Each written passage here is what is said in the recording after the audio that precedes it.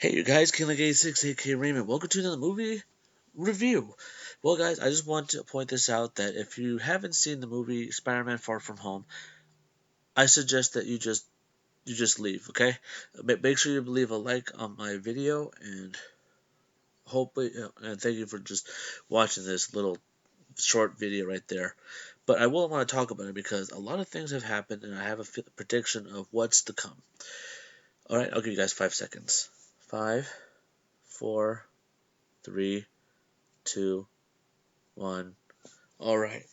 Well, guys, Spider-Man: Far From Home was a great Spider-Man film. It was. I had a lot of expectations of what was to come in this movie, which I had a feeling, like I said before, I knew something about about Quentin Beck, who is Mysterio. It was it was a good movie. Jake Gyllenhaal. Everybody was a little hesitant at first, knowing the fact that Jake Gyllenhaal was going to play a Spider-Man villain, which was one of the classics of all. And between you and me, I was a little hesitant, but after all that, I could not believe that it was really he played a really great villain. Now, guys, we've seen how Peter Parker. This was after Avengers Endgames was ended, and the war was over between Thanos and his henchmen. It was tough for Peter Parker to try to live the superhero life, knowing the fact that the man that made him an Avenger was gone, Tony Stark. Everywhere he went, they always want to talk to him and says, "Hey, are you gonna be able to fill Iron Man's shoes?" And he literally took it really hard, knowing that his mentor's gone, and he hopes that he could be able to live up to the expectations that he was offered. But after that, he decided to take a quick vacation, but he didn't want to bring the suit. He just wanted to have a normal life as he goes on vacation. But as you know, I love the fact how Aunt May was the one who snuck his suit in there, and they said you can't have bananas in here. I said I'm sorry, and it was like okay. They saw a Spider-Man outfit. You kind of think that yeah, I'm Spider-Man. But after seeing Mysterio save the world from Hydro Man, well, it was some type of water demon. I thought that was really cool. There was one little Easter egg that passed that I'm sure you guys did not check. When they were looking at the news, is I wonder who was that water guy? I don't know. It looked like that nobody was controlling it. Flash Thompson, the one that really hates him a lot. He said, "Hey, I read on. It said, hey, it says right here that some sailor fell out of a boat and there was like some toxic waste and and he became that guy." And believe me when I say it that Hydro Man was a human. It was a man named Maury Bench. He was Mary Jane's ex-boyfriend, and this was from the Spider-Man the animated series. I love that cartoon show so much. That's where I get my information from. And when he broke up with him, he decided to go to the Navy and make something of himself. And then when they grabbed some type of device that had like some mysterious chemicals in it, and also that hit the ocean floor, it dragged him along. And when the Earth kind of opened up, some type of chemical riz out from the cracks, and into him, he was able to disassemble and reassemble himself as water. So as long as he was in the close to water, he could control anything. But if he's away from water, he's weak, and he will die easily. He can be able to evaporate very easily. But enough of that. Let's talk about that. We saw how Nick Fury infiltrated his hotel room, shot a tranquilizer against his friend, and brought him to the base. Was able to meet Quentin Beck, who was Mysterio. Told me that he was from a different world, and I wanted to buy that, but like I said, I read the comics, I watched the Spider-Man cartoons, and I knew that he was a fake. Well, in the animated series, he was a special effects artist, and he was in jail he was thrown in jail by Spider-Man when Spider-Man found out that there was an extra mortar to make the explosions more powerful, and he almost destroyed a helicopter with actors in it, and he was able to save the day. So he wanted revenge, and he became Mysterio using special effects. Now, we saw how he was able to defeat all the elementals except for the fire one, which I found that really crazy. But after when he fought it, he had that new suit, and we saw how Mary Jane was following him. And, it's cool how those two, I had a feeling those two were going to be together anyway, but I was wondering how. And it was crazy. It was crazy enough that both of them were trying their best to try to talk to each other and like each other and everything. But man, after Edith, I found that very funny because even even dead, I'm the hero. I found that funny, and he was able to get a picture away from this bully, wherever this guy was. But one thing, that name Edith puzzled me because if you guys remember Avengers Endgame, when Black Widow and Hawkeye went to go get the Soul Stone, Edith was the mother of Natasha Romanoff. So that's a little unusual, isn't it?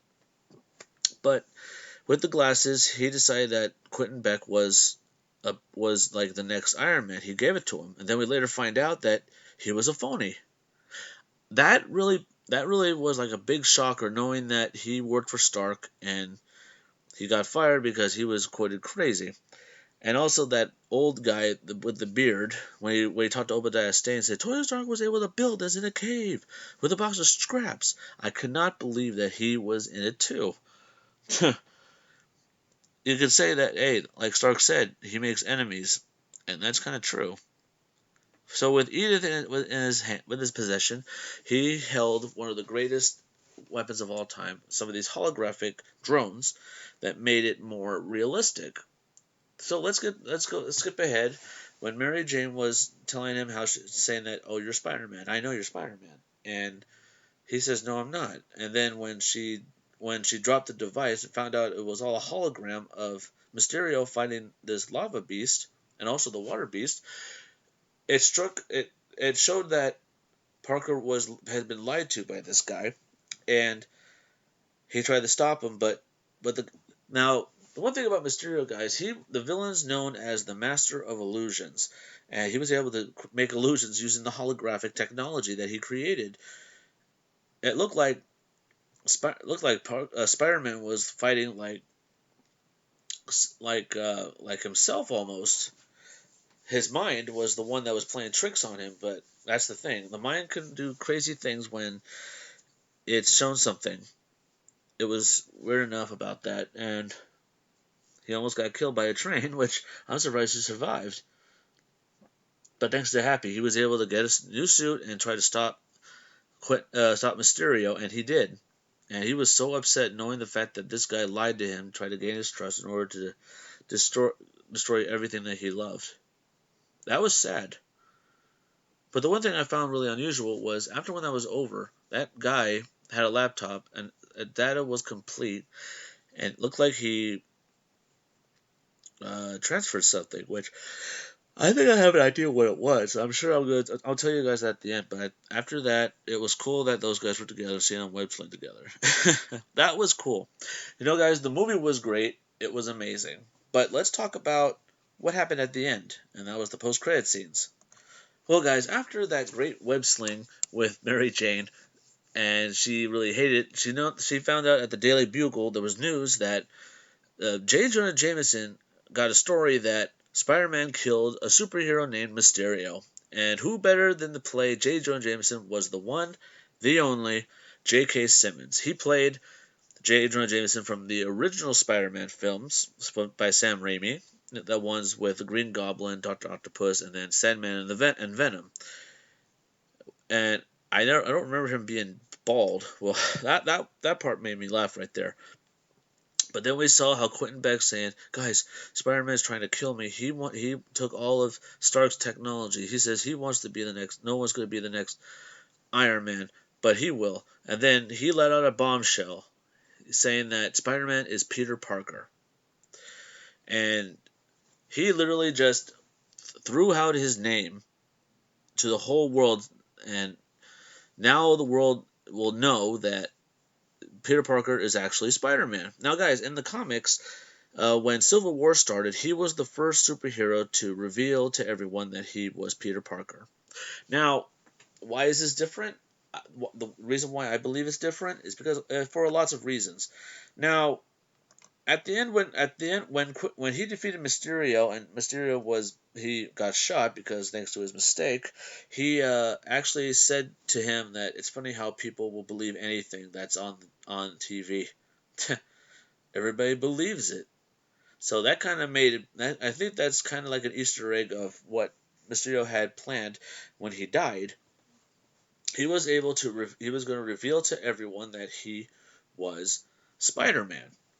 That was the whole thing, whole plan from the start. I guess that was kind of payback for knowing that he ruined his plans to try to show him to be a greater hero since he worked for Stark.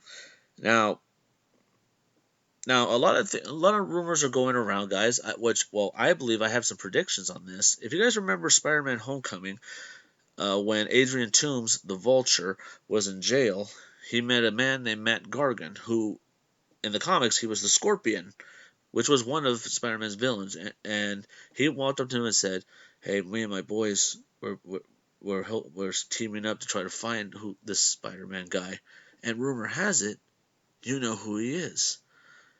And Toomes looked at him and said, "If I knew who he was, he'd be dead already." And then he just walked away. He knew.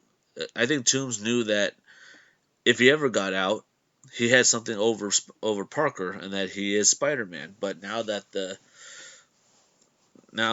out of the cat's out of the bag.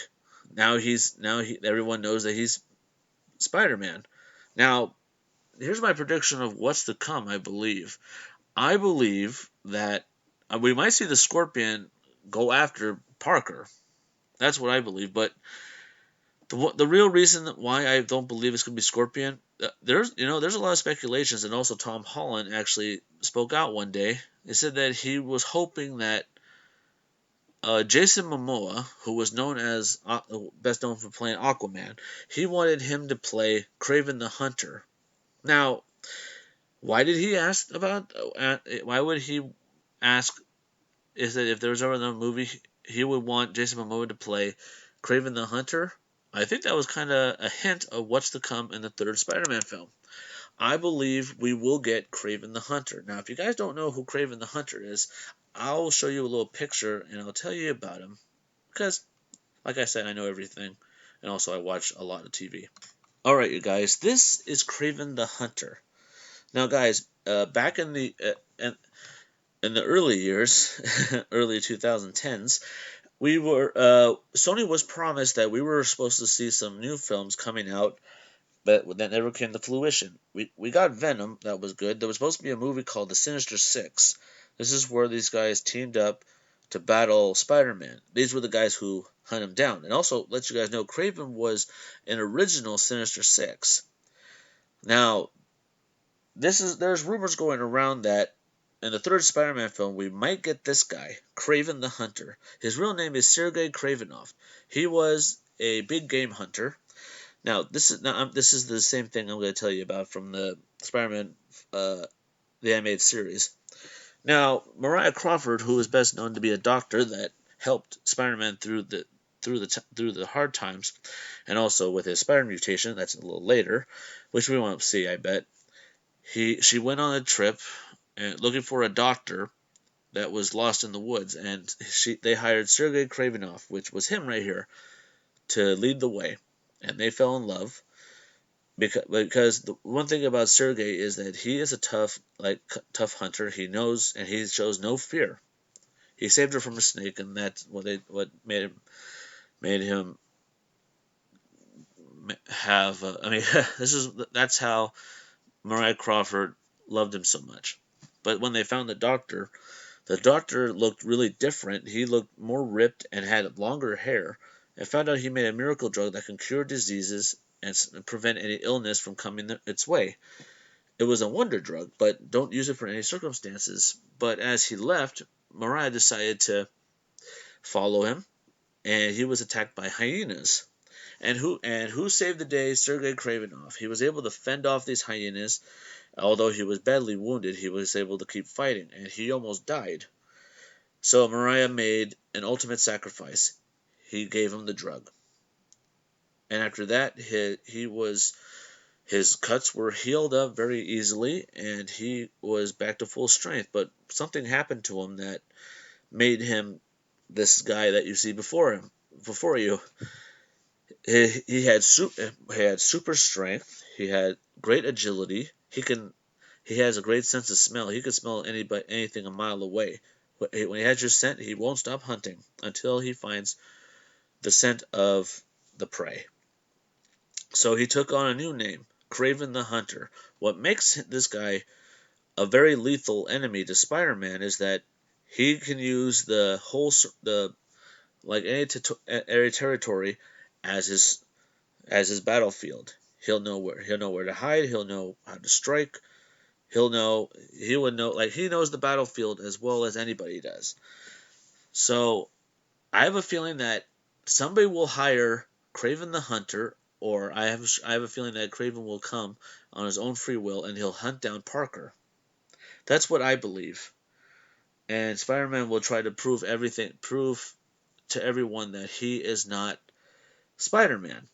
But now, the director, Kevin Feige, the owner of Marvel Studios, have stated that the third Spider-Man film will be focused a lot more on Peter Parker than Spider-Man. So, guys, I think that kind of tells me that we might see a storyline on how Parker got his powers in the first place, which we haven't. Well, we saw that in Sam Raimi's film with Tobey Maguire. We saw how the spider just. They said these were mutated spiders used for genetics, and they said one's missing. He's like, what? Is one of the spiders is missing? Is I guess one's being tested, and it was up in the building. Unlike the Amazing Spider-Man, where he walked in, there was all these spiders, and he got bit by one.